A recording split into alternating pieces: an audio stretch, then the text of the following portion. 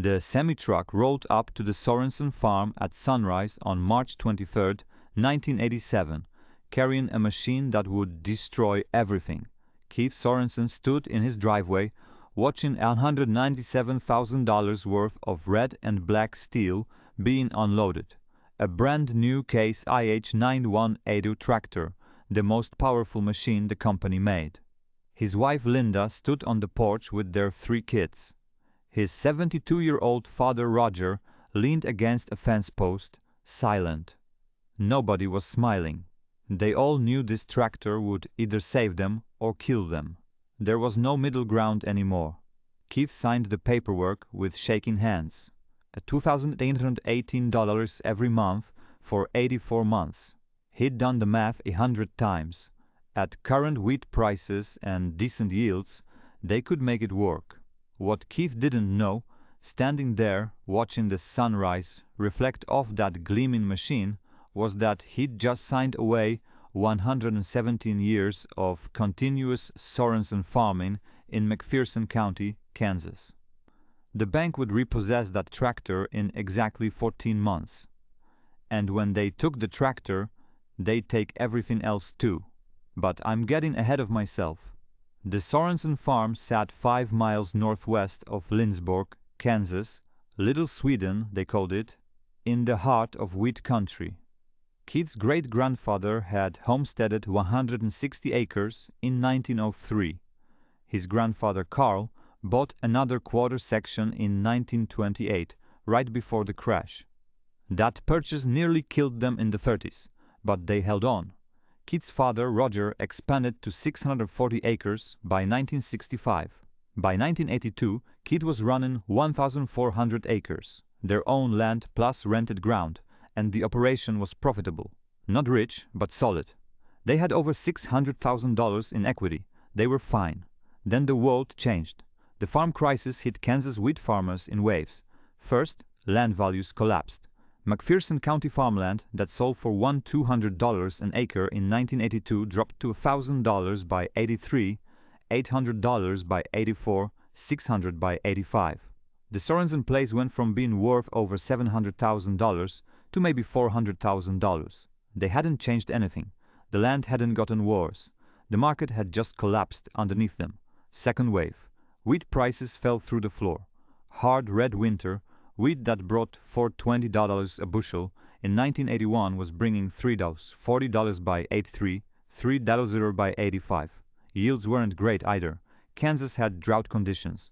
A 40-bushel crop at $3 a bushel gave you $120 gross per acre.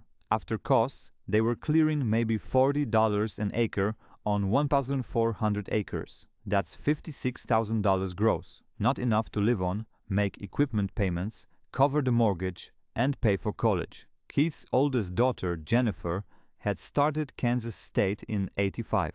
His son Mark was planning to go too. They weren't making it anymore. Third wave. Their neighbor Tom Henderson got foreclosed on.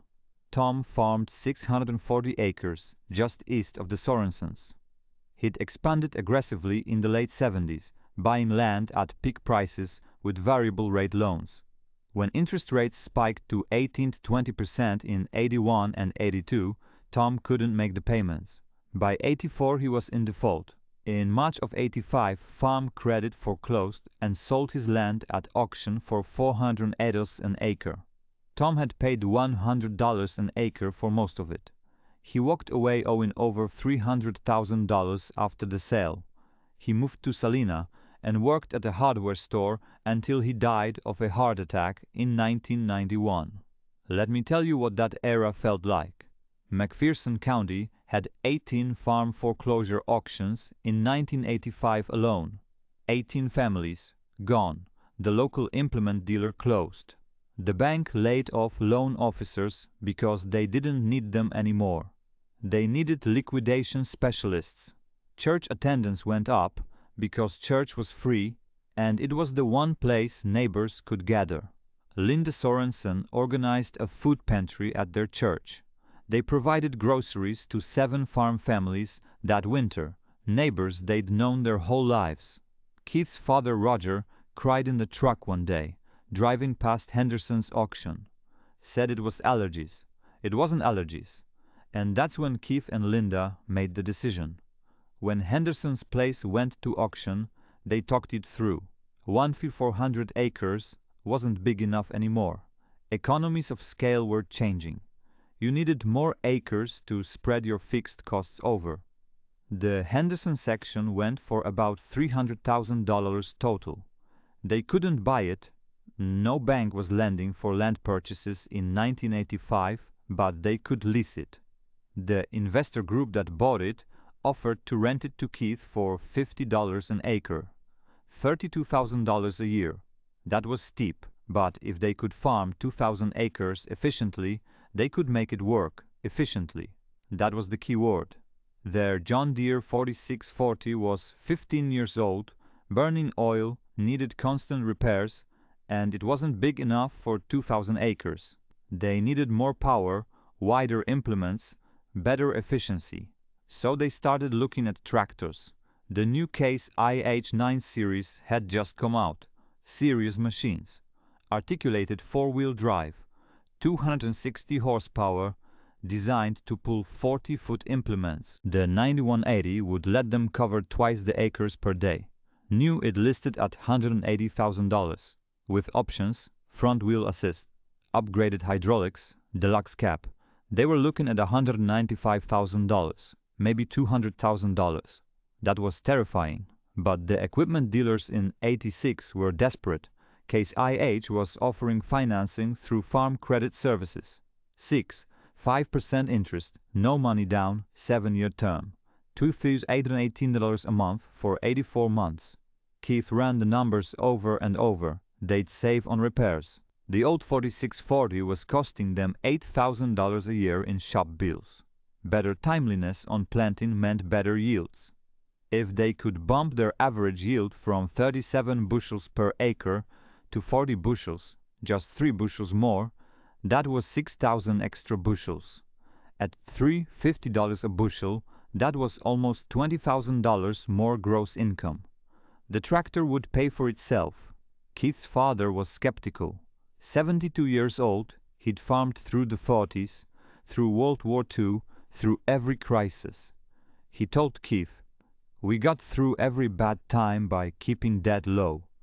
You take on debt like this now, you're betting everything on weather and commodity markets. You can't control either one." But Keith looked at the alternatives.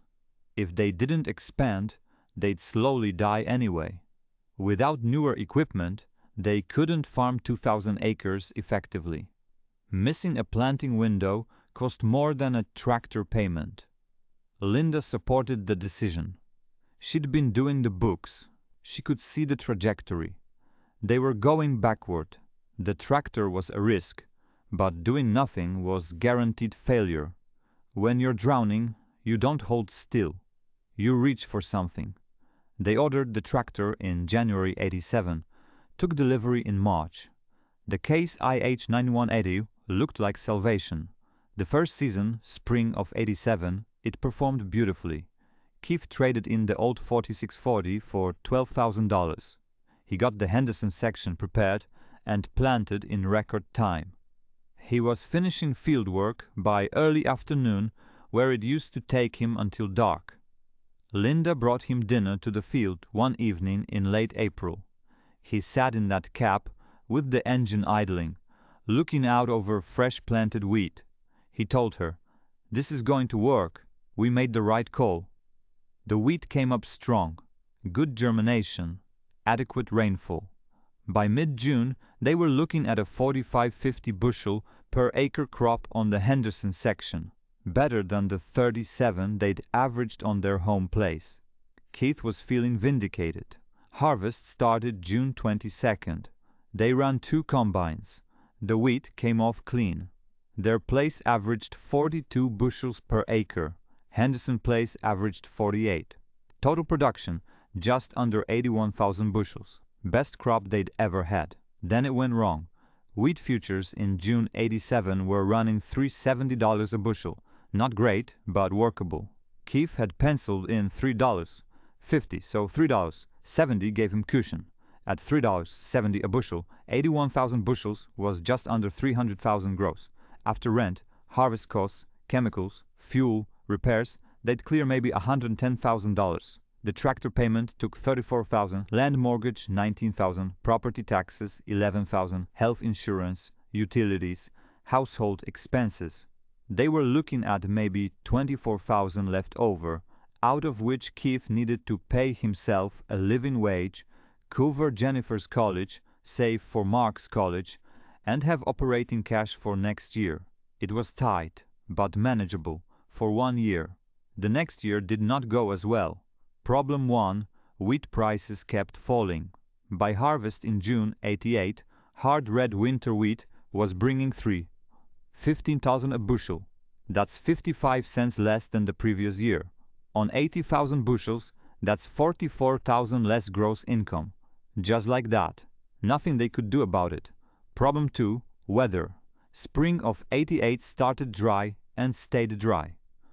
Total precipitation March through May was less than 5 inches. Normal was 9 or 10. The wheat didn't fail completely, but it was stressed. By early June, it was obvious they were looking at a below-average crop. Problem 3, the drought expanded. What started as a Kansas dry spell became the drought of '88, one of the worst droughts of the 20th century across the Great Plains. When the whole region has a bad year simultaneously, the local economy suffers. Equipment dealers do less business. Banks get nervous. Keith's '88 wheat harvest was devastating. Home Place averaged 29 bushels per acre, down from 42. Henderson Place averaged 33, down from 48. Total production, about 56,000 bushels, down 31% from the previous year. At $3.15 teaser a bushel, that was $176,000 gross. After rent and costs, Keith cleared maybe $40,000. The tractor payment alone took $34,000. They were going backward fast. Linda sat at the kitchen table in July '88 and laid it out. They couldn't make the numbers work. They'd exhausted their line of credit. They were behind on property taxes. Jennifer's tuition was due. They'd already borrowed against next year's crop. On paper, they still had equity, but they were cash broke. Keith did what a lot of farmers did in '88. He went to the bank and asked for restructuring. Could they extend the loan, reduce payments temporarily, defer some principal? Farm Credit Services was not in a position to be generous. The entire farm credit system had nearly collapsed in '85 and '86. Congress had bailed them out, but the system was under intense pressure to clean up their loan portfolio. The loan officer, Phil Martinson, who'd grown up in Lindsborg and knew the Sorensen family, told Keith the truth. Farm Credit was calling problem loans. If Keith couldn't bring the loan current, they would have to foreclose. Phil didn't want to do it, but the directive was coming from the regional office. Keith asked how much he needed to avoid foreclosure. They needed to catch up 3 months of missed payments on the tractor, just over $8,000, plus pay the property tax arrears, about $6,000, plus provide evidence they could stay current going forward. Basically, they needed at least $15,000 in cash immediately. Keith and Linda had about $3,000 in their checking account. That was it. They considered selling equipment.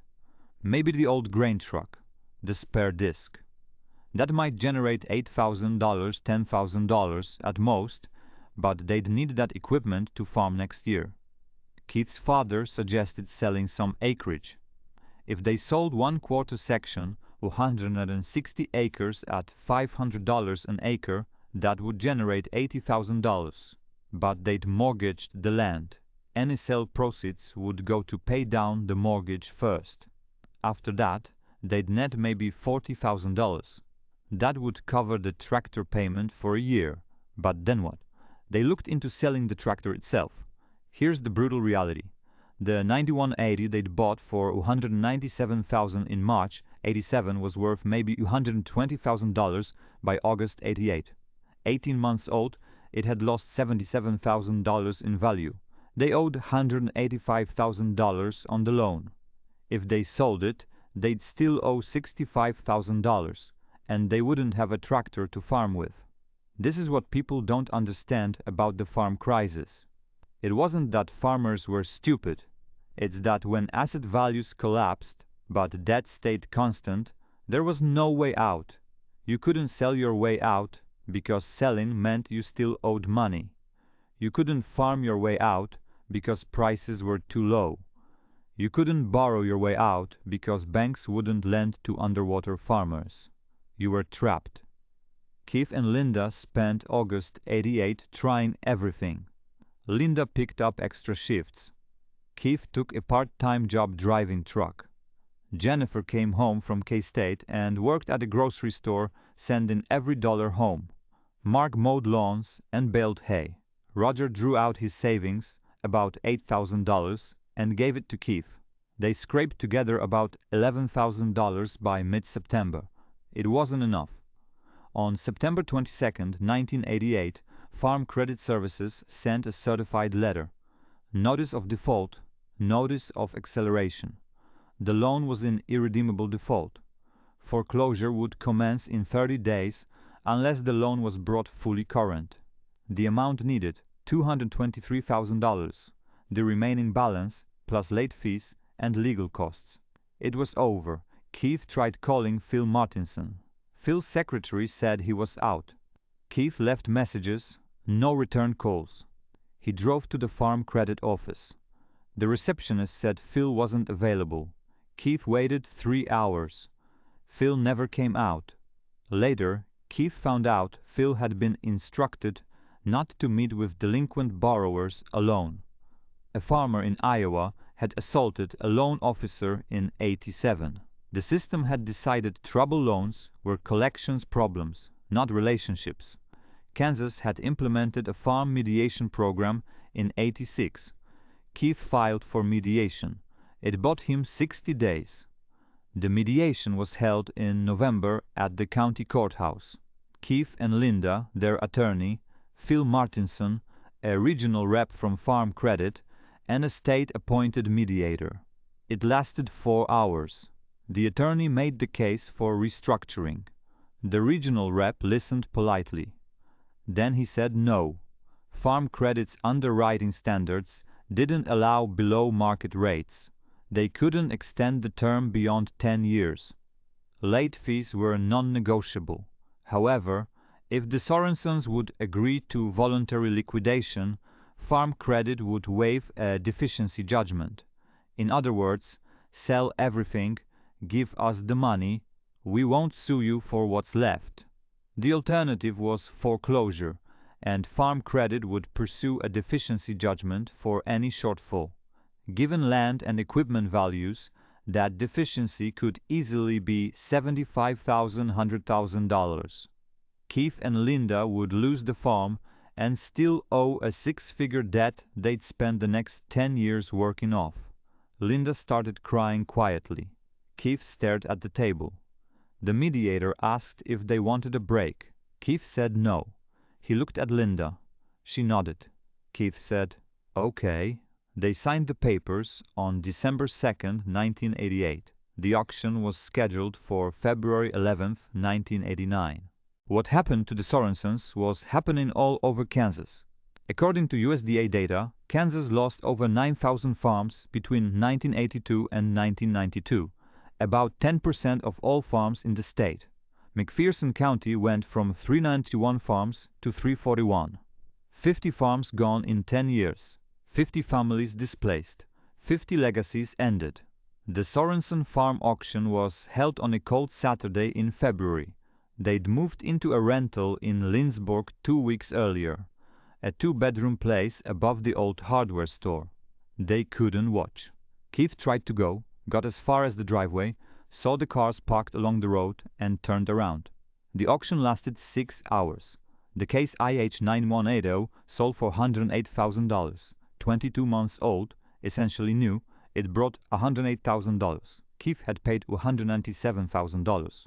Total liquidation proceeds, $699,000. Farm credit was owed just under $500,000. Auction expenses, legal fees, and back taxes took another $80,000. The Sorensens netted $119,000 from the sale of 117 years of family farming. Keith deposited the check. They paid off Linda's car, paid off credit cards, prepaid a year of rent, set aside money for Mark's college, gave money to Jennifer and Roger. They had about $72,000 left. Keith was 47. Linda was 45. They had no farm, no house, no career. They had $72,000 and a rental apartment. But here's where the story becomes about resilience. Keith took a job with the county road department. $41,000 a year, full benefits. He ran a maintainer, graded roads, plowed snow. The first year he'd come home, and Linda could tell he'd been crying in the truck. She never asked. He kept going to work. Linda went full-time at the hospital, became a charge nurse. Keith was grieving not just the farm, but his identity. Linda pushed gently but constantly, made plans, talked about retirement, refused to let Keith drown in what they'd lost. Jennifer graduated from K-State in 1990 with a degree in agricultural economics. She told me once that watching her family lose everything gave her a sense of mission about fixing the systems that failed them. She spent her career working on farm credit reform, agricultural safety nets, rural development policy. She turned loss into purpose. Mark went to K-State, studied engineering, graduated in '93, went to work for an aerospace company in Wichita. He's done well, never farmed, has no interest. He told me the worst part wasn't losing the farm. It was watching his father disappear into depression for 2 years. Amy finished high school, went to community college, got married young. She works at a bank in Hutchinson now. She's the one who kept contact with the farming community. For years after the auction, people would stop her in the grocery store and apologize. She'd tell them, "You didn't foreclose on us. The system did." Roger lived until 1999, 84 years old. He never really recovered. The last decade he lived in a small apartment in Salina, played cards with other old farmers, told stories about the old days. Never talked about the '80s. That was a closed subject. Keith and Linda are still in Lindsborg. Keith retired from the county in 2009. Linda retired from the hospital in 2011. They have a small house on the edge of town. Keith drives past the old place sometimes. The buildings are gone. The land is still farmed, but it's part of a 20,000-acre operation now. Different world. I talked to Keith for this story. He's 77 now, still sharp. He told me the tractor wasn't really the problem. The tractor just exposed how vulnerable we were. We were already underwater. We just didn't know it yet. Even without the tractor, we probably would have lost the place. Just would have taken another year or two. I asked if he regretted buying it. He thought for a long time. I regret the outcome. I don't regret trying. Doing nothing was guaranteed failure. At least we took a shot. Linda, sitting next to him, squeezed his hand and said, "We survived. That's what matters. We survived, and the kids are okay." The 1980s farm crisis was primarily a financial crisis, not an agricultural one. Farms didn't fail because farmers couldn't farm. They failed because of a perfect storm. Massive expansion in the 70s, encouraged by cheap credit. Federal Reserve interest rate hikes to combat inflation. A strong dollar that killed exports. Falling land values that left farmers underwater. Individual farmers made decisions that made sense in the moment, but proved catastrophic when the broader economic environment shifted. Similar dynamics play out today. Farmland values increased significantly in the 2010s. Equipment got more expensive, $500,000 combines now, not $200,000 tractors. When commodity prices are high, it's easy to justify the debt. When prices fall, and they will fall, they always cycle, the farmers holding the most debt are the most vulnerable. What can modern farmers learn?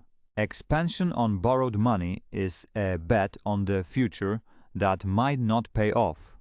Efficiency gains are real, but they don't guarantee profitability if commodity prices collapse. And ultimately, farming is a business exposed to uncontrollable risks that can overwhelm even good management. Keith Sorensen made a reasonable decision that happened to be wrong. The timing was wrong. The bet didn't pay. He lost everything his grandfather and father had built. But he survived. His kids survived. Life continued. The loss was real and devastating, but it wasn't the end of everything, just the end of one thing. If you're watching this and you've lived through something similar, a farm loss, a business failure, a catastrophic decision that cost you everything, survival is its own kind of victory. Keith and Linda are in their 70s now, watching their grandkids grow up. They lost a farm. They didn't lose everything. There's a difference. The farm crisis of the 1980s reshaped rural America. Tens of thousands of families lost farms. The landscape we see today, bigger farms, fewer farmers, consolidated corporations, hollowed out main streets, that's the legacy. These stories matter. The Sorensens matter. All the families who lost farms because the financial system failed them, they matter. Their stories need to be told. Keith Sorensen bought a $200,000 tractor in 1987. It broke his farm. It didn't break him. If this story meant something to you, don't forget to subscribe. Share it with someone who needs to hear it. The comments are full of people saying, "This was my family," or "I remember this." Those testimonies matter. They're the real historical record. Tell me what I got right and what I got wrong. This history deserves to be preserved, and I'm trying to do it justice. Remember it.